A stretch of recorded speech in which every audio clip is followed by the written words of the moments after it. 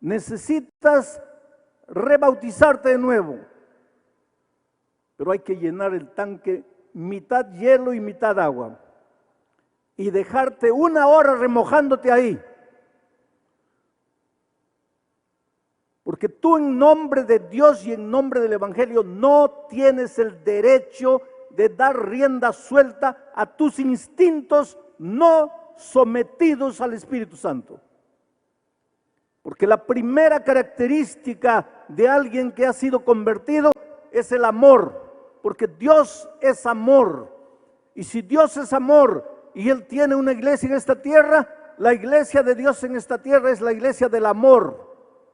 ¿Cómo tú puedes, en el nombre de Jesucristo, diciendo que estás defendiendo el Evangelio, atacar personas, agredir personas? Claro que no agarras piedras, no das tiro a nadie, porque si no ya irías para la cárcel. Pero a veces las palabras son peores que las piedras. Y ahora en este tiempo de redes sociales, es fácil sentarse en el computador, en el anonimato y agredir personas. Y en tu cabecita piensas que estás defendiendo el Evangelio. Eso no combina con cristianismo. Jesús jamás haría eso. Y si tú eres un seguidor de Jesucristo, debes permitir que el Espíritu Santo reproduzca en tu vida el carácter tierno, manso y dulce del Señor Jesucristo. Pero entonces, ¿qué es lo que Judas está diciendo aquí?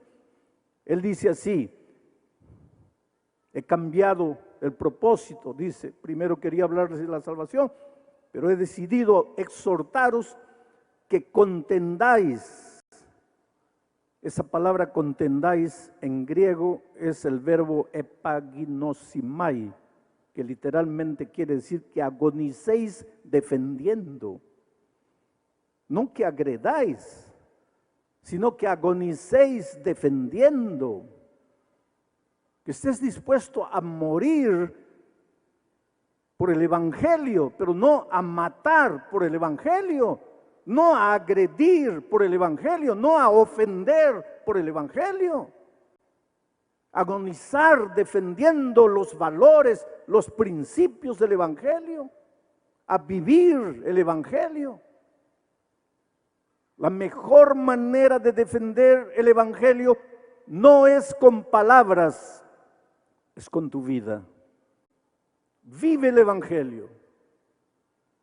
No hay mejor argumento en favor del cristianismo que un cristiano transformado por el poder de Dios. Mahatma Gandhi, el líder hindú, decía, después de estudiar toda la doctrina cristiana, dijo algo terrible. Dijo, después de estudiar la doctrina cristiana, yo me volvería un cristiano, porque la doctrina es maravillosa. Yo me volvería un cristiano si no fuera por causa de los cristianos. Un cristiano que no ha sido transformado por la gracia de Jesucristo es el peor argumento en favor del cristianismo. Pero mi texto para esta noche no es ese. Eso ya vimos anoche. Dice, yo he decidido exhortaros que contendáis ardientemente por la fe que ha sido una vez dada a los santos. Porque algunos hombres han entrado encubiertamente, esa palabra encubiertamente en griego es la palabra metaschematizo, de donde viene nuestra palabra metamorfosis. Es decir, algunos hombres han entrado, pero entran pareciendo una cosa y se van transformando, se van metamorfoseando, y después se muestran como son, pero entran de mansito, entran como que aceptan el Evangelio, pero de repente comienzan a cambiar, comienzan a metamorfosearse. Entran disimuladamente, dice, porque algunos hombres han entrado encubiertamente, metamorfoseándose. Y estos hombres desde antes habían sido destinados para esta condenación. Y miren cuál era el problema de ellos. Dos. Primero, estos hombres impíos convierten en libertinaje la gracia de nuestro Dios. Primer problema. Toman la gracia de Jesucristo y la transforman en libertinaje. Y segundo problema, y con este hecho niegan al propio Dios, al único soberano, a nuestro Señor Jesucristo. Vamos a analizar estos dos conceptos de apostasía que comenzaban a entrar en la iglesia. Dice, estos impíos convierten la gracia de Dios en libertinaje. Trata de pensar lo que está diciendo Judas. Estos impíos tratan de convertir la gracia de Dios en libertinaje. Quiere decir que esta gente habla de la gracia. Esta gente predica acerca de la gracia. Esta gente enseña acerca de la gracia. Pero Judas le dice, estos impíos. ¿Cómo puede alguien que cree en la gracia ser impío? ¿Cómo puede alguien que predica, que enseña, que canta sobre la gracia ser impío? Pero es lo que Judas dice. ¿Y por qué los llama impíos? La raíz de impío, malo, malvado, pero que entra disfrazado a las filas de la iglesia. Estos impíos toman un tema tan lindo, tan maravilloso como es la gracia de Jesucristo. ¿Qué es lo que te enseña la gracia de Jesucristo? Hijo, no importa quién eres, no importa cómo vives, no importa lo que has hecho, ven a los brazos del Señor Jesucristo para nacer de nuevo, ven para que seas transformado. Pero ¿qué hacen estos impíos? Ellos te dicen así, ven, la gracia de Jesucristo es abundante. No necesitas hacer nada para salvarte porque Cristo lo hace todo. Tú puedes continuar viviendo en tu pecado, pero Dios es amor y como Dios es amor, ya estás salvo. Dios es amor, su amor no va a acabar nunca y como no va a acabar nunca, tú puedes continuar viviendo tu vida de pecado y vas a ser salvo, porque como Dios es amor, finalmente todos se van a salvar. La diferencia es bien sutil.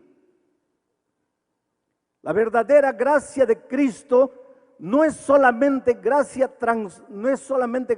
perdonadora, es gracia transformadora. Pero lo que estos impíos enseñaban es, la gracia de Cristo es permiso para que continúes viviendo como quieras vivir, porque Dios te ama tanto que de todas maneras te vas a salvar. Y querido, nunca como hoy hemos vivido en tiempos cuando la gracia maravillosa de Cristo ha sido transformada en libertinaje. Libertinaje no es libertad, porque la libertad demanda responsabilidad. El libertinaje no. El libertinaje es hacer lo que tú quieres, vivir como tú quieres, andar como tú quieres y por donde tú quieres. Eso es libertinaje. Libertad está ligada a la responsabilidad. Nunca como en nuestros días se ha defendido tanto la gracia de Cristo en el sentido de que puedes vivir como quieras, puedes hacer lo que quieras. Es por eso que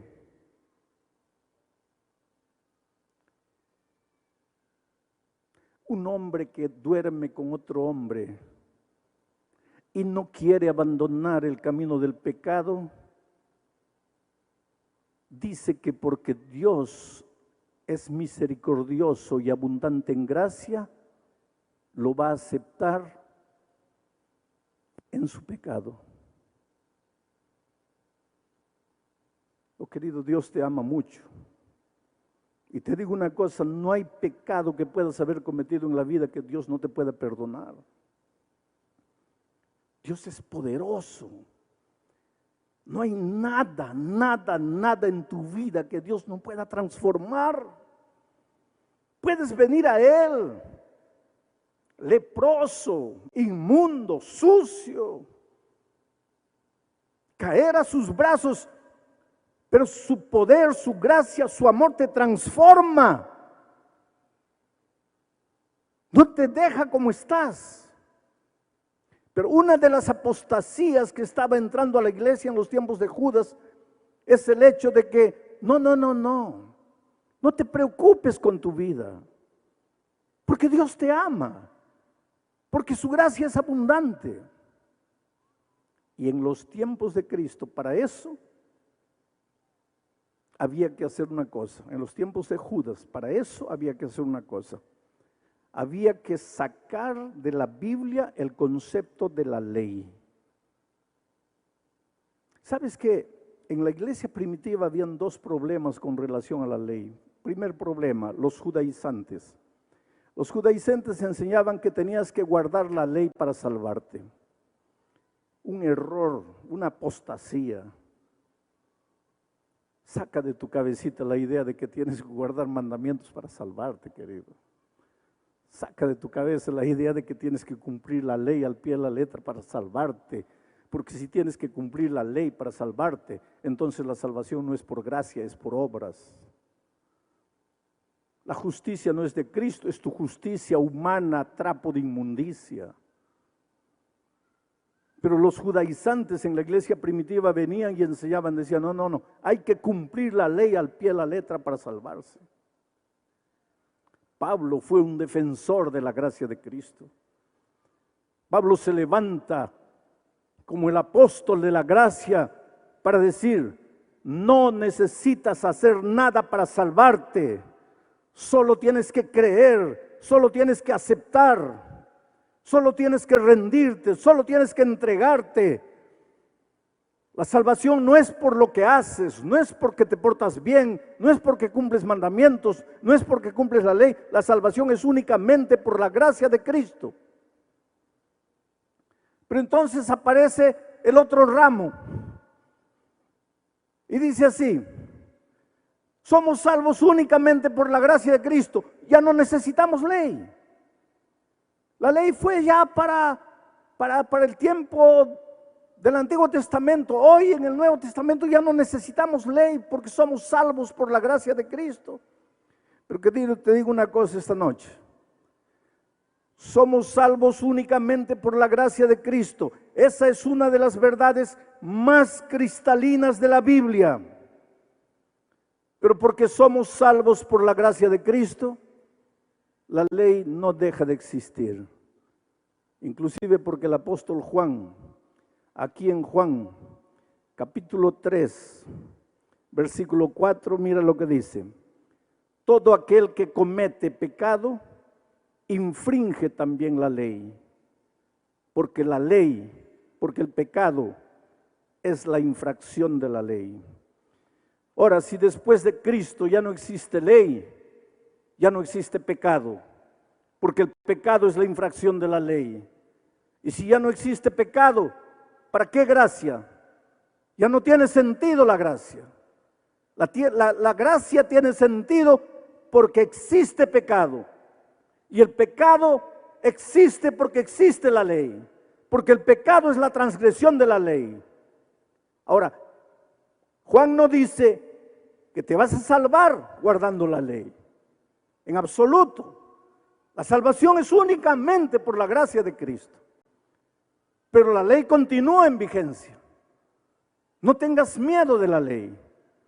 Si esta noche viniera Jesucristo y te preguntara, hijo, ¿me amas? ¿Cuál sería tu respuesta? Sí, Señor, tú sabes que te amo.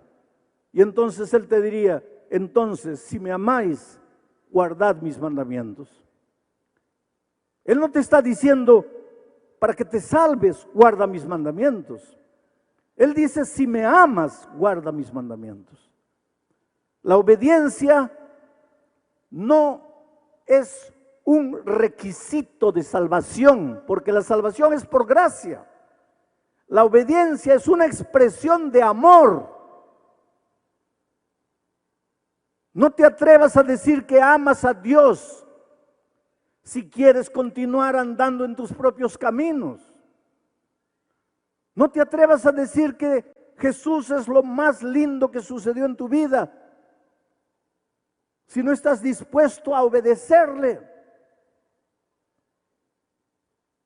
Oh querido, Dios te ama. ¿Sabes por qué Dios no aprueba el pecado? Y hay una cosa que tenemos que entender esta noche. Una cosa es el pecado y otra cosa es el pecador. Voy a repetir, una cosa es el pecado y otra cosa es el pecador.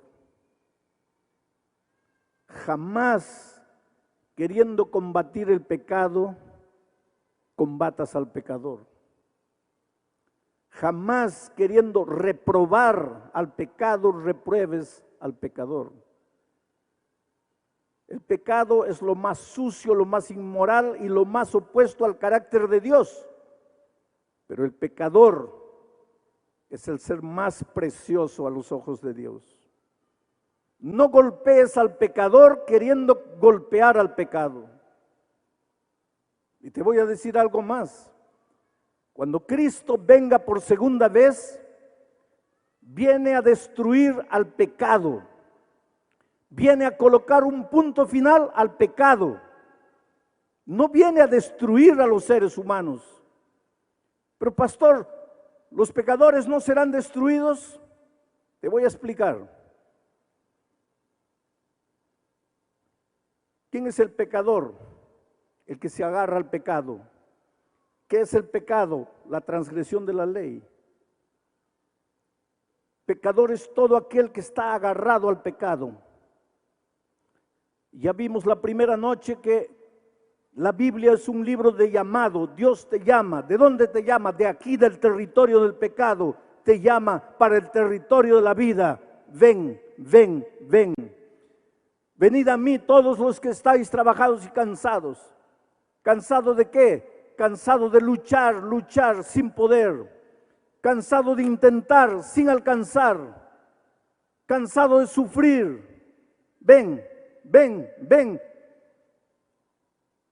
El Evangelio es la buena noticia de que hay solución para tu vida. Sal, sal del territorio del pecado. Ven. Dios no te puede tomar por la fuerza y arrancar del territorio del pecado. Tú tienes que querer. Tú tienes que decir sí.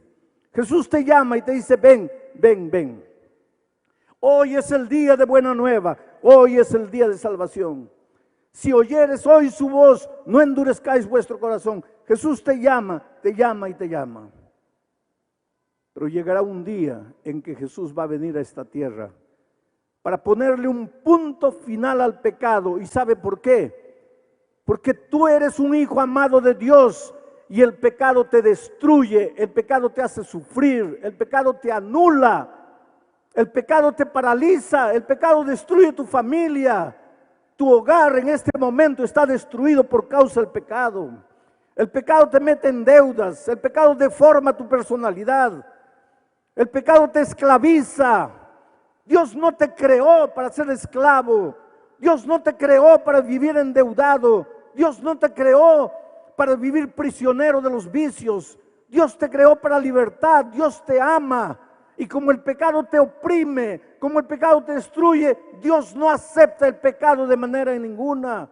Porque tú eres lo más precioso que Dios tiene y el pecado te destruye. Por eso Dios dice, ven, ven, ven. Pero un día va a tener que colocarle un punto final a la historia del pecado. Y cuando ese día venga y la ira de Dios sea derramada, será derramada sobre el pecado. Y los únicos seres humanos que serán destruidos serán aquellos que se agarraron con uñas y dientes del pecado y no lo quisieron soltar. Tú no tienes que tener miedo de los juicios divinos, porque hoy es el día de buena nueva. Dios te llama, te llama, te llama. Dios te suplica. Dios dice, aquí estoy a la puerta de tu corazón y te llamo. Si vienes a mí, entraré. Si me abres la puerta, entraré. Viviré contigo.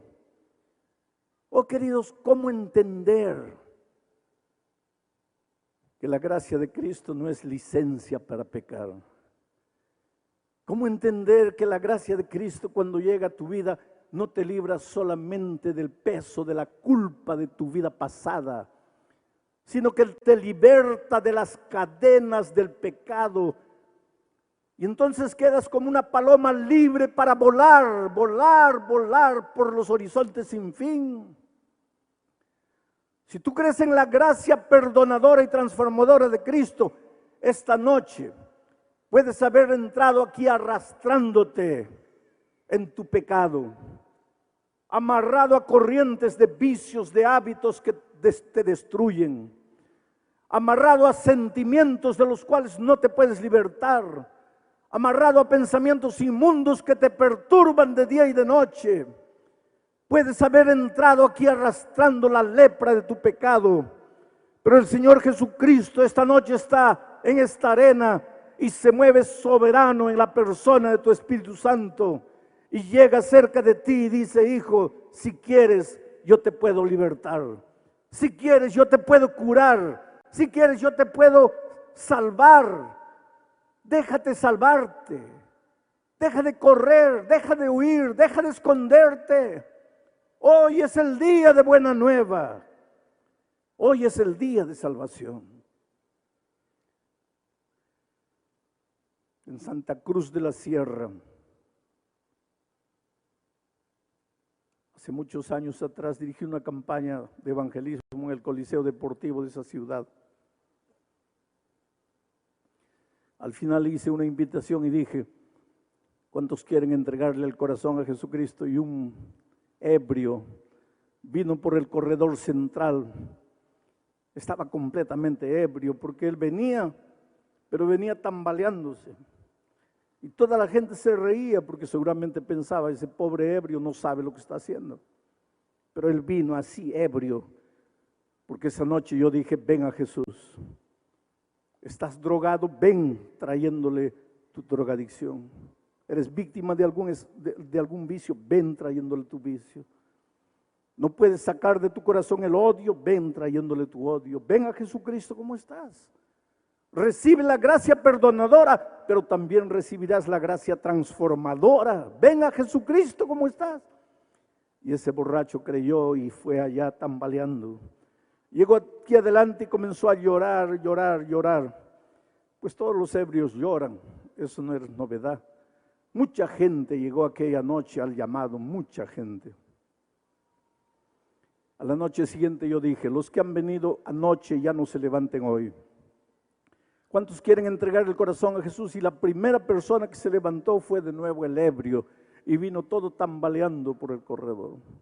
Y ahora sí la gente comenzó a reír porque pensaban: está viendo, no sabe nada, no se da cuenta de nada, no entiende nada. El pastor dijo: los que se han levantado anoche ya no vengan, y él ya se levantó anoche.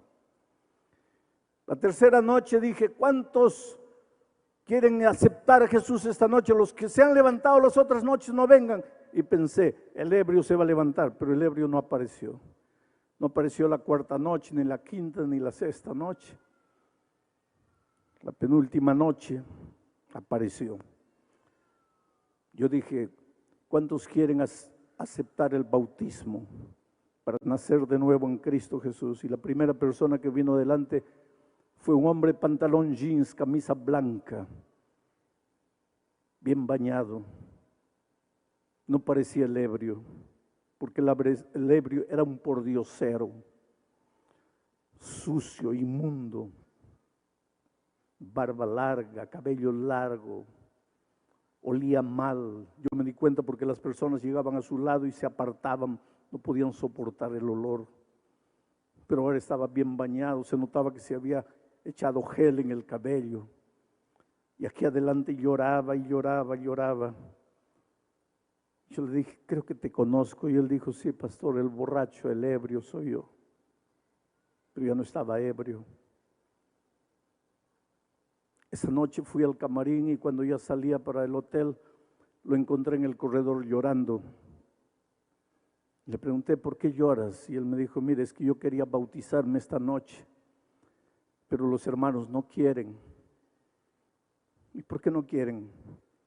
Porque dice que yo al comienzo de la semana estaba borracho y ¿cómo me voy a bautizar ahora? Me han pedido que espere un poco. Y está bien, pastor, yo voy a esperar. Pero si ellos conocieran mi historia, ellos no me pedirían que espere. ¿Y cuál es tu historia? Y él me contó. Con 20, 21 años, era ingeniero de minas de una de las más grandes empresas mineras allá de Bolivia. Se casó, fue a la luna de miel. Cuando estaba regresando, sufrió un accidente de tránsito, cayó, murió la esposa, él salió vivo. Y él contándome la historia lloraba y decía, pastor, yo maté a mi esposa, una joven de 20 años, en la flor de la vida. Le dije, no, me estás diciendo que fue un accidente. Sí, pastor, pero quien tenía que morir era yo, quien estaba manejando el carro era yo. ¿Por qué salí vivo? ¿Por qué ella murió? Y él me dice, en ese tiempo yo no conocía a Jesucristo. Yo, querido, yo te pregunto, cuando el dolor de esta vida llega, porque el dolor llega, a veces el dolor de esta vida te golpea aquí en el hígado, te deja sin poder respirar. Cuando un hijo muere, cuando pierdes el empleo, cuando te dicen que estás con cáncer, cuando te dan solo 2 meses de vida, cuando el dolor te llega. Y si tú no tienes a Cristo, ¿qué haces? Pues él me dijo, pastor, en ese tiempo yo no tenía a Jesús. Entonces comencé a beber para olvidar mi dolor, beber. En 6 meses perdí el empleo. Bebía todos los días. Perdí la familia, perdí los amigos, perdí todo. Pastor, durante 30 años he vivido en la calle, haraposo, mendigo, pidiendo limosna para beber. 30 años sumergido en el vicio, durmiendo en los cementerios, durmiendo en la calle. Y la primera noche que entré aquí, yo no entré porque quería escuchar el evangelio, sino porque la puerta estaba abierta. Y a pesar que yo estaba borracho, entendí lo que usted dijo, que Jesús me ama, que Jesús podía transformar mi vida. Y cuántas veces yo, en las noches frías, levanté los ojos al cielo y dije, Dios mío, ¿para qué vine al mundo? ¿Para qué estoy aquí? ¿Para qué nací? Y ahora usted me decía que si le entregaba mi vida a Cristo, su gracia perdonadora sería también su gracia transformadora. Y yo creí, pastor, y por eso la primera noche, así ebrio, fui adelante. Y la segunda noche, ¿usted piensa que yo no entendí? Yo entendí. Usted dijo que no vinieran las personas de la noche anterior. Pero es que la noche anterior, después de aceptar a Jesucristo, yo salí y continué bebiendo. Entonces la siguiente noche dije, mi decisión de ayer ya no sirvió. Me voy a entregar de nuevo. Por eso vine, aunque la gente no entendía y se reía de mí. Pero esa noche salí y ya no bebí. Y pastor, hoy está completando 5 días después de 30 años que he bebido todos los días. Hoy completo 5 días sin colocar una gota de alcohol en mi boca. Eso es un milagro. Yo te digo una cosa, querido, eso es un milagro. La vida cristiana está hecha de milagros. Mientras estés prisionero del pecado, justificando tu pecado, explicando tu pecado, tratando de driblear la palabra de Dios, mientras estés tratando de esconderte en tus propios argumentos, no eres feliz, no tienes paz en el corazón. necesitas rendirte, necesitas entregarte. Hoy es el día de buena nueva, hoy es el día de salvación. Y ese hombre se entregó y quería bautizarse, y los hermanos le dijeron: no puedes bautizarte porque hace 5 días estabas borracho. Había un hermano que estaba al lado escuchando todo y se acercó y lo abrazó emocionado y le dijo: hermano, perdóname, soy yo el que dije que no podías bautizarte, pero es que yo no conocía tu historia. Si tú quieres, puedes bautizarte. Yo te digo una cosa en el nombre de Jesús: no juzgues a las personas.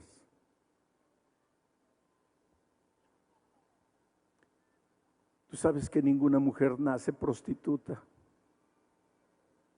La vida la hace así. Nadie nace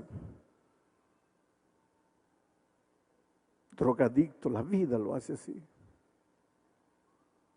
No juzgues a nadie. Qué Dios maravilloso que no te juzga a ti, que te acepta como eres. Pero no te acepta para pasarte la mano y decirte: hijito, sí.